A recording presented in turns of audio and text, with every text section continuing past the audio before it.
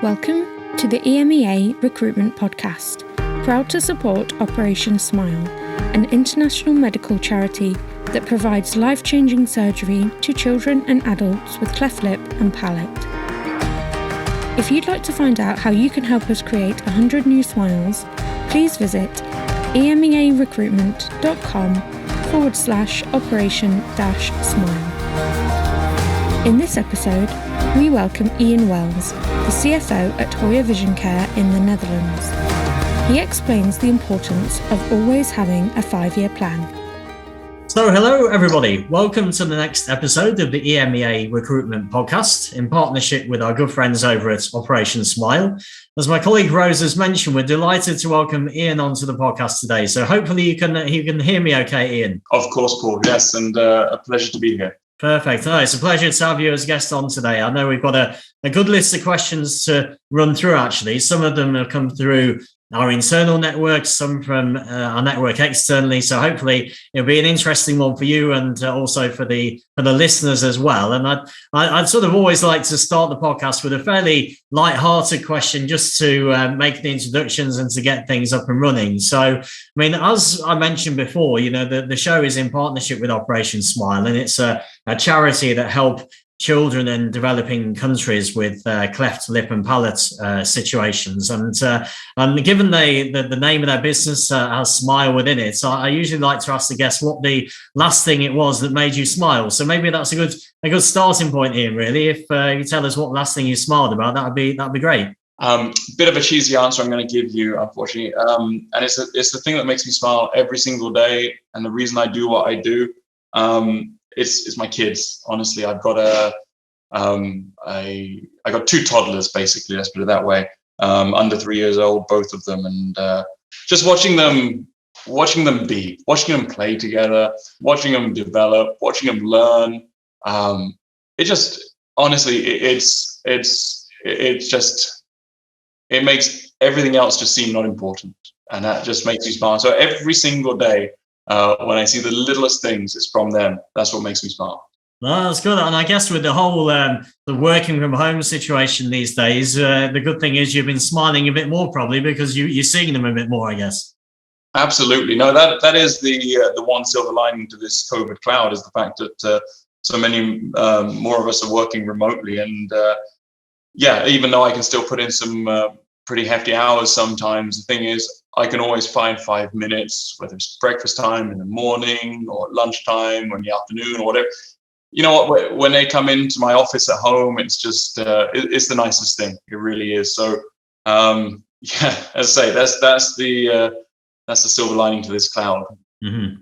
No, and it's interesting that you mentioned the timing and the hours you work and so on, because I mean, obviously we've known each other for a number of years, but I know a number of people in your team as well, and the feedback that they give, but also what I've noticed is that you're always somebody who seems to have time, you know, which obviously is one of those things that you can't say for everybody. So I didn't know, one of the things we've tended to ask a lot of people on the podcast over this last 20 months is how they've refocused, how they've reprioritized, given that there has been changes on that side with the home working and the challenges we've been through. So I didn't know really from your experience over this, whether there was any, you know, good hints or tips you might give us in terms of the way you've managed your time and helped to prioritize your workload, really. Yeah, the one thing I've done, and everybody that I bring onto my team, we've all got more work than we can do in a day, and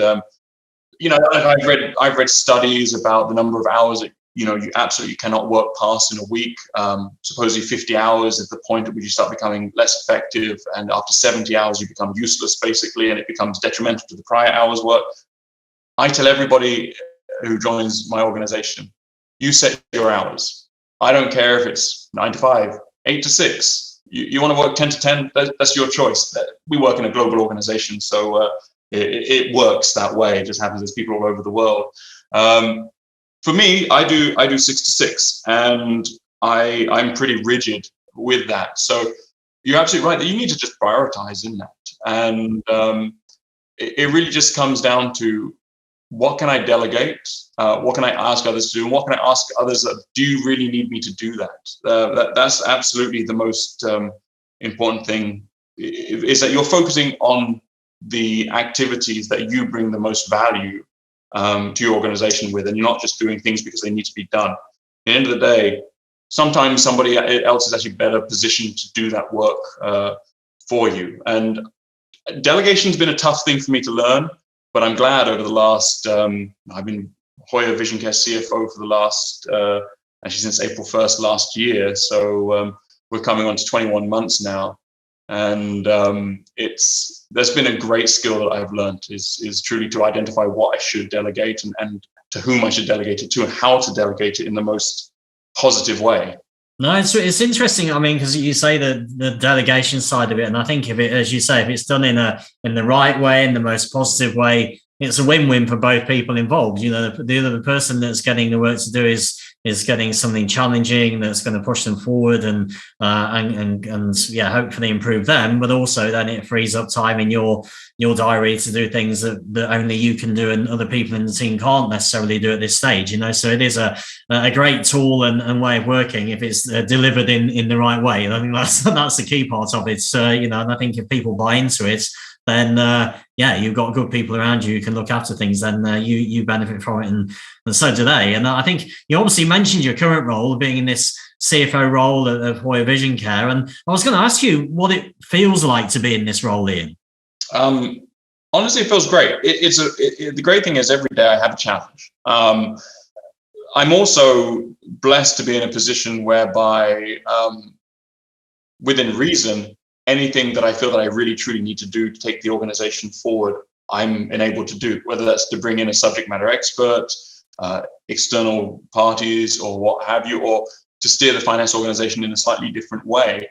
You know, I'm in a very fortunate position that my CEO, he and I talk every day. Sometimes we joke that we speak to one another more than we speak to our wives. But it is because we can have that incredibly frequent conversation about things, and we bounce ideas off of one another.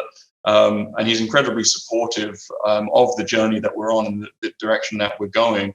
That, you know, there haven't been any unreasonable bounds put on me to achieve what I want to achieve. So it is great. It's also great, and it's been, again, another skill to learn. I've never had a team this large before. I think I've got a team of direct reports of something like 12 or so people, give or take, and it's a large team. And I'm blessed to have a great team around me to support in the direction that we're going. And you know, we talked just a moment ago about, you know, allowing me to do the things that I can do best. To be honest with you, all the great work's actually done by the team. It really is true, and I'm just there to try and wrangle them to make sure we're moving in the right direction, and that all the pieces are coming together. But as far as the actual real output, I kind of feel like I'm not doing anything in a day-to-day basis. I used to be a more technical expert, and now, you know, it's more about just managing the organization, managing the direction, dealing with business problems, and you know, and other financial problems. So it's a great. I really feel blessed that I can actually step into that, because it's a very different skill set than I was using before, but it leverages the background that I have, and I really appreciate that. Now, you mentioned in that answer a bit about the challenges and the problems that you face in the role, and I thought it might be interesting just to find out a bit more about the challenges you have faced since going into that CFO position as your career has advanced. You know, any particular challenges that have stood out to you? Yeah, well, certainly, you know, joining Hoya Vision Care I've been with Hoya for almost 8 years now, and I was in a corporate role prior. But I joined on April 1st, 2020. So just as COVID was really hitting. So I don't mind admitting that the biggest challenge was stepping into that world of basically, in a sense, the world of business, everything stopped in that month of April. So to manage that, you kind of, in many respects, a deer in the headlights. Not only had I taken on this new role, this very big organization, but you know, we were in an unprecedented time. You know, that word was thrown around for, you know, like 9 months every single day. So and when we came out of it, I feel very well. We had a lot of learnings. The teams really came together really well. It was a lot of work. We had to make sure that we were still able to supply for our customers. We had to make sure that we were financially sound. We had to make sure that our customers who had to close up their doors could still survive. Right? It was a tough situation from our suppliers to our customers, and we were in the middle of that, as I'm sure many other companies around the world were. But we were also we did, I feel, a great job to come out as a stronger organization on the other side. So that's certainly been one big challenge. And the other challenge as well is taking on an organization and making it my own, in a sense that you come in, and there were, I think, some gaps in how we were approaching things. Obviously, we had some natural attrition and what's not. So designing and building an organization that fits what I wanted to achieve, it was a big challenge. And I'd say 21 months later, we're pretty much there for all intents and purposes. So it's been a really fast 21 months. Let's put it that way. And I mean, is this the kind of role that you always envisaged going into? Because when you started your career, I know you obviously qualified in the Big Four in Canada. I mean, when you were at that kind of stage, did you know then that you in the future you wanted to be a CFO, or was it really, did you have the mindset that you were just going to move in the direction where the opportunities came around? Because you often find that people, don't choose their career, the career chooses them. So I was just interested to know whether this was almost a lifelong dream to be a CFO, or whether it was circumstances that took you in this direction, really. No, absolutely. I'll be honest. My end goal is to be, if you want to be a public company CFO, there's many finance professional chartered accountants. It's their end goal. And so to be a CFO of a business of size is certainly absolutely brilliant, and is part of that plan. So, that journey has been, at the beginning, I was living in Vancouver, joined Big Four in assurance. But to get to this point, I knew that I needed to become a broad-based finance professional. So, I went from, Big Four assurance to, within the same Big Four, international tax planning. And then from there, I went into industry. Actually, I was in mining previously, doing a whole whack of different stuff from, technical accounting, IFRS. It was one of the first Canadian publicly traded companies to report under IFRS back in 2010, I believe it was. And then I went into a bit more business valuation, M&A side of things. And then actually I moved to the Netherlands to join Hoya back in 2014. But I've always had 5-year plans, all the way back into university, and about the third year of my university when I realized I probably wasn't doing the right degree. And that's when I twigged. And when I realized I wanted to become a chartered accountant, and at that point there, basically, I knew I wanted to be a CFO. So however old I was at third year university in Canada, that was where it was. So look, I'm still on my journey. I still have a 5-year plan. No ifs, ands, or buts. And I actually say internally in my organization, we all have, and we should all break it down. Just my view. Your current task, position, role, whatever you want to say, you should have a plan for 5 years. It might take 3 years, it might take 7 years. But the point is that you should really be looking at something tangible that you can achieve in 5 years, and have the goal for then the what's next. And if you're doing that, it's a great way to develop your career, because you can achieve some really tangible things in a 5-year period. Again, you can maybe do it sooner. And then during that journey, the opportunity should be clear of what the next step is. I say, so it might end up being between 3 and 7 years for you to take that next step. But if you want to grow your career, for me, it's worked really well. And that's the one advice I'd have to people, is to really be looking at things as a plus or minus 5-year achievement targets. Hi, everybody. It's Paul Thomas here. I hope that you're well and you're enjoying the podcast so far. Thank you once again for your continued support listening to the podcast. I just wanted to break into the recording to talk to you about a really exciting partnership that EMEA Recruitment has along with Operation Smile. And as founder of EMEA Recruitment, it's an honour and a privilege to announce this partnership. Personally, I was born with a cleft lip and palate, so the mission of Operation Smile is something that I have a strong personal connection with.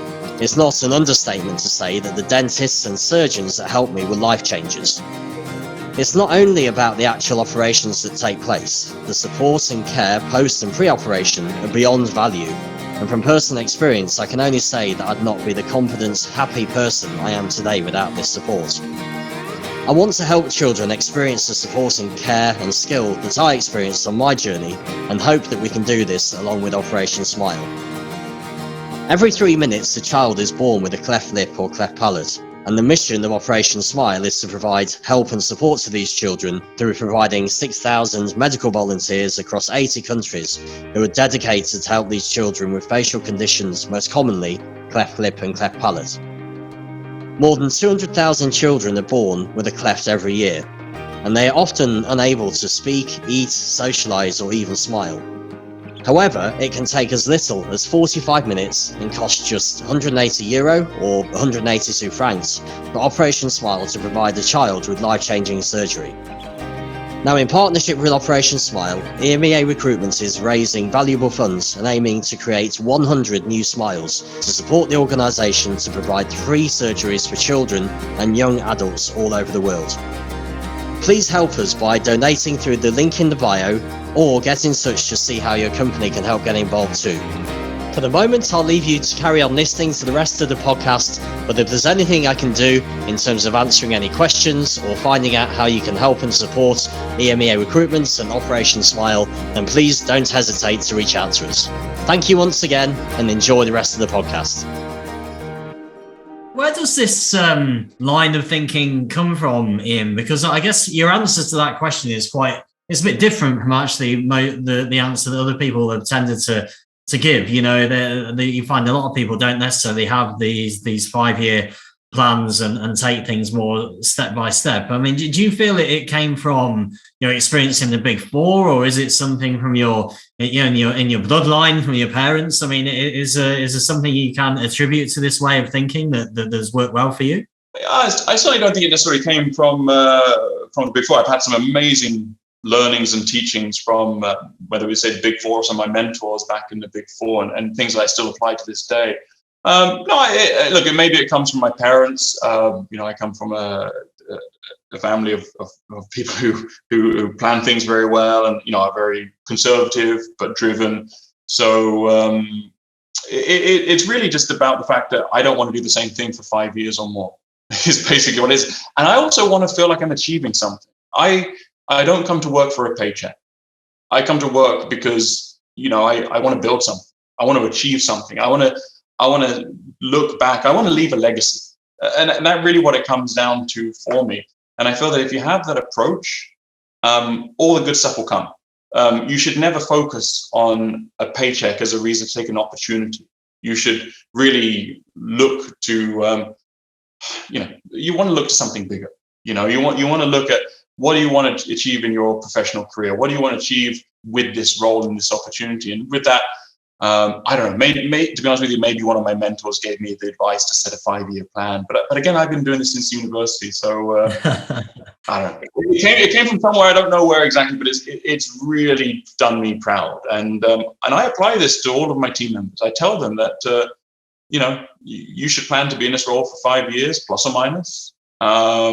We'll develop your career in and around that time frame as well, and then we go from there. And you set out what you want to achieve, and I'm here to support you in getting that success. No, it's interesting because we're talking about plans and long-term goals, and one of the things I think that is impacting everybody in their careers and lives at the moment is the impact of BI and data. And I think that's only going to increase in all functions, but especially finance from what I can see. So, from your point of view, how do you think that's going to change maybe people's plans in the future in terms of how they structure their careers and what skills they they really need, because BI and data is going to change the profile of what success looks like, of how people are evaluated, and the role of finance. So I was just interested to get your thoughts on the impact of BI and data over the next 5 years, I guess, given that's your timeline of thinking ahead.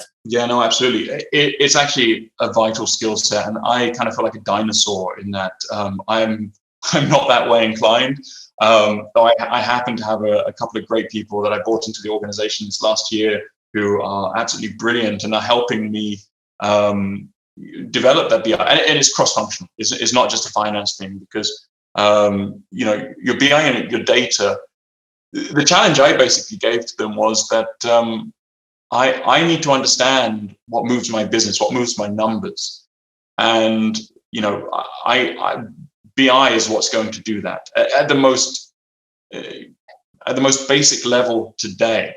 Now, where are we going in the future? That's a great question, and my transformation office is certainly going to be working on that to future-proof ourselves for being able to use basically data and intelligence to help support our direction of where we're going with things, how we analyze our business. But no, I think for professionals, junior in their career, to be able to understand how to get the value from the data that you have is massive. As I feel like a bit of a dinosaur because I don't have that skill set.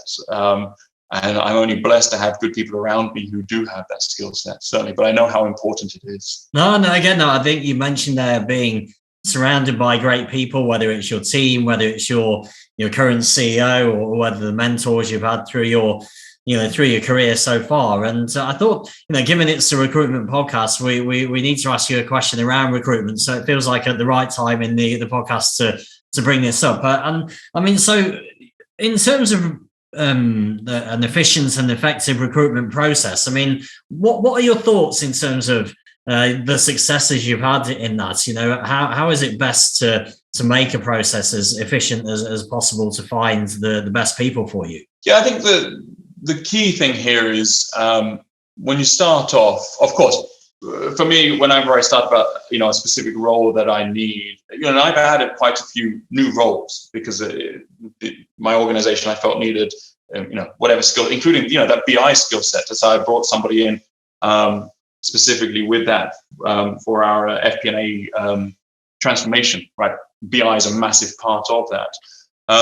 But first and foremost, how this role fits in the organization first and foremost. And it's having an exciting story as to where the whole organization is going, where this specific role that you're going to look to hire fits in, and also the future growth opportunities that somebody has. You haven't even met that person, but I'm already thinking about, based on his skill set, how can that person, if they're going to be successful and achieve X, Y, or Z over the next coming years, where could they potentially go to next? That's always on kind of my mind as when we bring people in, because again, I'm not bringing people to be in that same role in 5 years' time. The next step is the team, right? As much as we're not physically seeing one another these days so much because we're not in the office together, the team dynamic is so incredibly important. So I can be in a situation whereby I can be given a great person on paper and I can talk to them and they can be technically fantastic. They could do the job great. If they don't fit in the team, I'm not gonna take them to the next level of interview.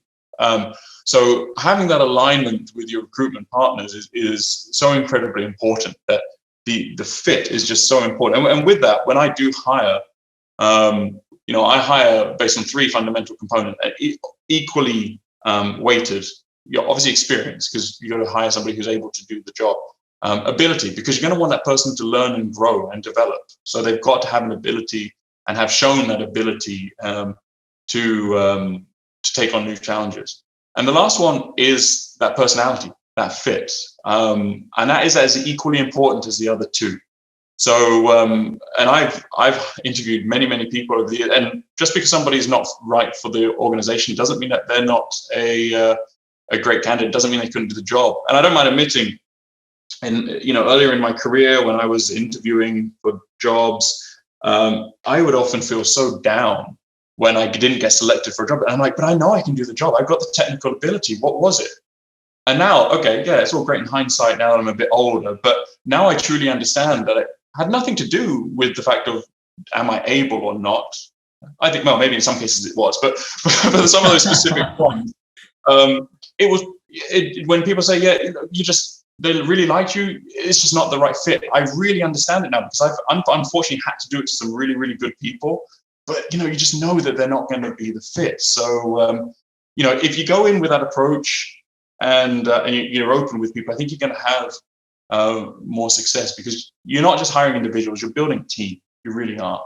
And I mean, I think part of this is something that we brought around a little bit earlier on in the conversation, the delegation to the team and trusting that they're going to do the job well, and that frees up both your time to do the bigger things as well. I mean, but you also mentioned that you went through a phase where that was challenging to do. It wasn't something that necessarily came naturally earlier on in your career. So, because I know this is a challenge that a lot of managers have, I suppose it's the control element, passing over control of something and trusting people. I didn't know whether there was a bit of a light bulb moment you had, or something happened to make you realize, actually, this is the way to go. This is the way that I'll develop, the team will develop, and this is the way forward. Was there anything that happened or any particular situation that brought that around? Well, I would say, given managing COVID, it was kind of a case of do or die.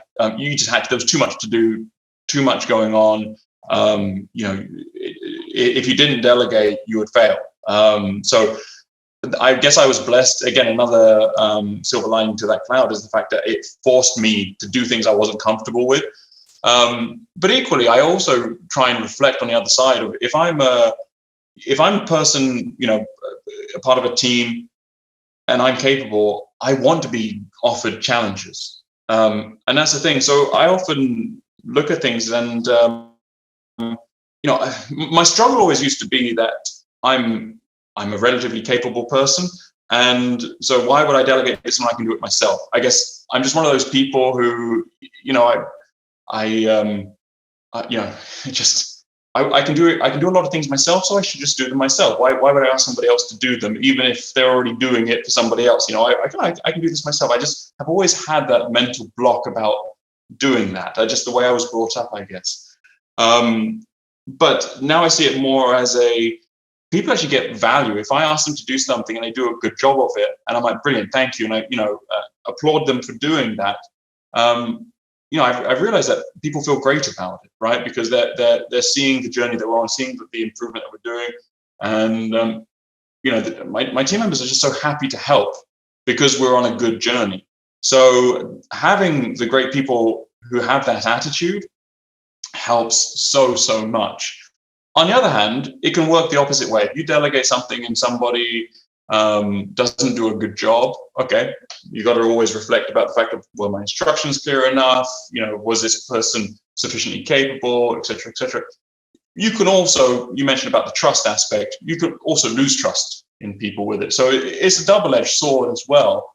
But thankfully I've not been disappointed, and maybe that means I need to delegate more. Maybe I should be finding a disappointment because then I'm pushing the boundaries of what I should and can delegate.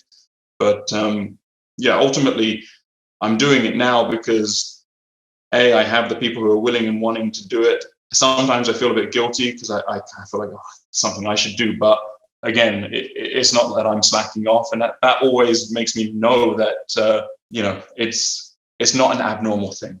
And I think so many other managers would benefit from them, and they would probably help themselves achieve more, right? And maybe their teams to achieve more, maybe their teams to grow more as well. No, and it's such an important part. I mean, you mentioned it earlier when people are going out on interviews, and you've had it yourself in the past, where you go on interview and if you feel that the manager is going to be too much of a micromanager or not going to give you the trust or delegate the things to you, it goes as a negative when people are coming out of the interviews giving the feedback. Whereas actually, if they meet somebody and they think, well, this is a great cultural fit, so that I know I'm going to get given a lot of work, that there's a trust level there, then actually it's a huge selling point of any company or manager. But also it helps a lot with the retention of people as well. I mean, I think that's probably a bigger challenge for a lot of companies these days than the actual recruitment. So a lot of it is retention. And if people are getting the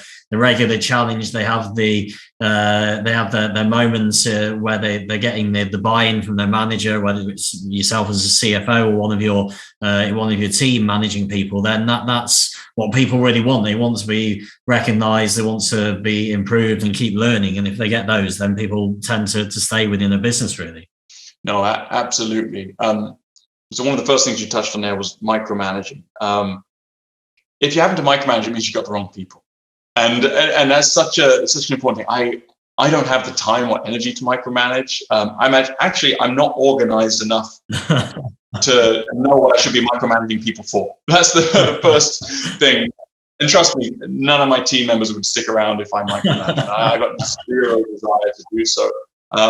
You're bringing subject matter experts. You should trust them to do their job and to do a good job. And you're meant to be there to guide them, to support them, to resource them, but then let them succeed. That's it.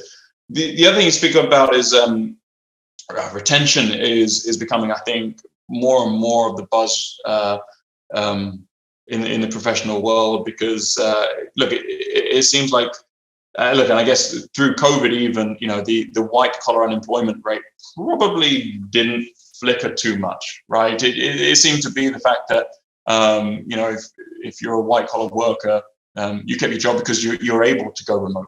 You're able to just pick up your laptop and go home and work from home as opposed to work from the office. So a lot of companies didn't miss the beat, and a lot of professional staff didn't miss a beat or have employment issues so much.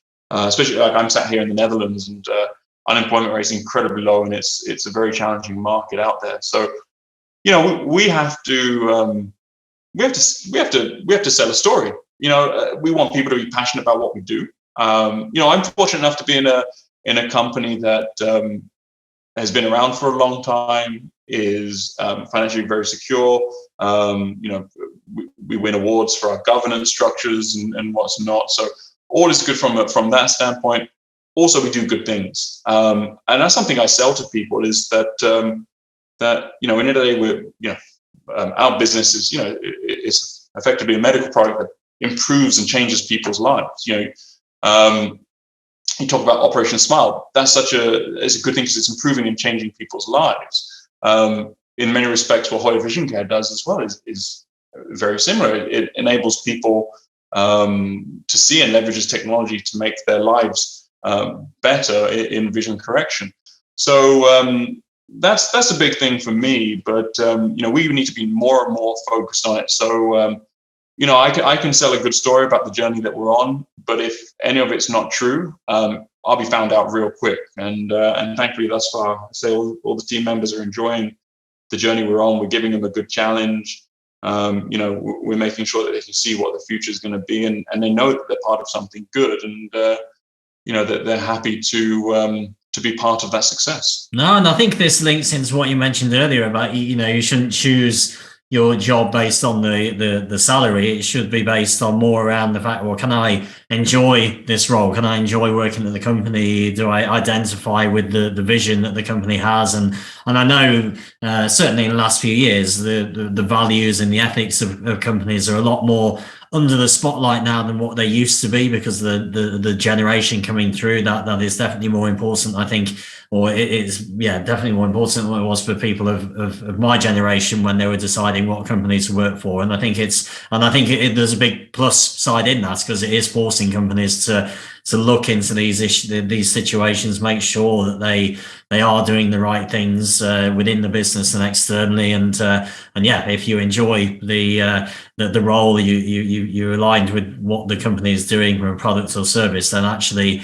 you enjoy the role and you enjoy your life a lot more, and I think so it seems like everything is coming together very well for you and everyone at Hoya. And so I just had the two more questions, really. The penultimate one was really, obviously, anyone listening to the podcast is maybe relatively early in their finance career and is listening to what you're saying and thinking, well, okay, one day I want to be a CFO. And I've heard a lot of information from Ian on the podcast so far about how you've done it. But is there is there one or two pieces of advice specifically you might give to people who are looking to sort of emulate your career that you've maybe learned over the years as the key things that have contributed to your success? Sure.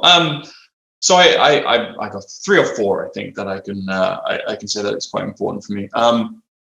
Looking at things logically, and it could be a finance, it could be a business, it could be anything. Logic is just such an important skill that I think a lot of people are missing. That and using your common sense when you ever approach anything.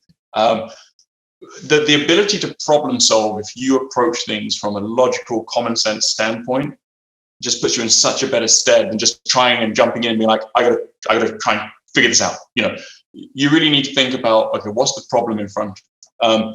Because if you're a problem solver, you're going to be given more and more problems, which means you're going to have your career escalated. In such a funny way as it sounds, if you can be shown to be a problem solver, it's a great skill to have, and it will do your career incredibly well. And I always use logic and common sense as my first 2 points of using that.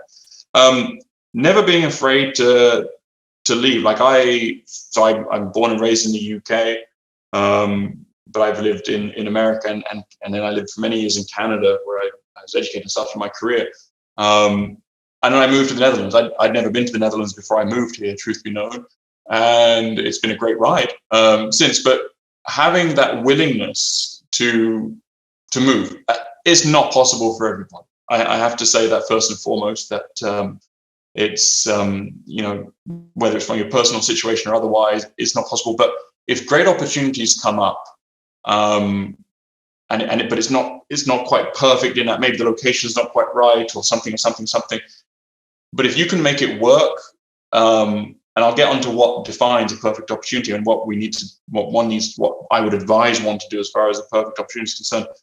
But just having that willingness to be flexible, especially younger, in your late 20s, early 30s. Like I say, my kids are under 3, so and I'm not in my young 30s anymore. So there was a time and a place to do that, and I did it, and I feel it worked well for me. But taking good opportunities, and what I mean by good opportunities, when you're in your younger career, having a great mentor is so incredibly important. Somebody who's willing to develop you, not for any other reason than the fact that they want to develop professionals. Something I've been passionate about since early in my career. When I was in Canada still, I was helping in the professional education space for the chartered accountants. I was mentoring people to make sure they were succeeding and getting their CAs. So as soon as I was given an opportunity to have people reporting into me, always it's been about how do I develop this person and how do I impart my experience and knowledge and give them advice to how to learn from my mistakes. Let's put it that way. So if you can find a great boss who can be a mentor to you, who can develop your career, it's incredibly important to do that. And the last thing I'd say is just to just try and be as broad at the beginning of your career, in the early stages of your career. Take every opportunity to learn. And as I said, for my career, I went from audit assurance into international tax planning, into kind of technical accounting, and then into kind of more M&A business development type work with business valuation. So I specifically saw the fact that I wanted to have that tool belt of skills. I wanted to be that generalist. And there's a real advantage to be a subject matter expert. But for me, in my goal to become a CFO, I knew that I needed to know a little bit about everything, but I didn't need to be an expert in loads of different areas. And that's where I specifically wanted to learn lots in all the different finance disciplines. So it's, I think it's a really good overview of everything now. I think it's, the logical problem solving approach, surrounding yourself by great people and then consistently looking to learn and take the opportunities when they come around. It is, I think it's great advice. I mean, as you mentioned yourself, it's sometimes people do find taking these opportunities quite challenging, and maybe overthink it sometimes and think themselves out of an opportunity. But I think it's very rare that you hear from people who've taken a bit of a risk and actually have learned nothing from it. I think that it may not necessarily work out, but they've learned something about themselves through the process, and what they're capable of and what they need to learn and develop. So it's really sort of interesting to hear these key things. And I thought I'd just ask you the last question, slightly different from the one that I had in mind to ask actually, but it is mainly because throughout the podcast you mentioned about mentors quite a bit and people who have influenced you, and I didn't know if there's anybody in particular that you wanted to take this opportunity to give a shout out to, really, as somebody, or maybe two people who've really influenced you the most, you would say. That's tough, because actually there's quite a number of people in my career who have had an influence, and I don't want to forget any. I'll give you two though. One I can say absolutely actually is the current CEO of Hoya Vision Care, Alexander Montague. He's I really enjoy working with him, and he has imparted a lot of great advice. He's a commercial CEO, so though he's actually very financially literate, it's more just really good business and just career life advice, right? He's helping me be a better professional, better leader. So he's giving me a lot of that leadership advice. And so I talk to him for a good couple of hours of every day, it seems. So it's really nice to have somebody like that to impart their wisdom and experience, and it actually helps the organization to grow. And he's helped me deal with a lot of tough situations, and I greatly appreciate that.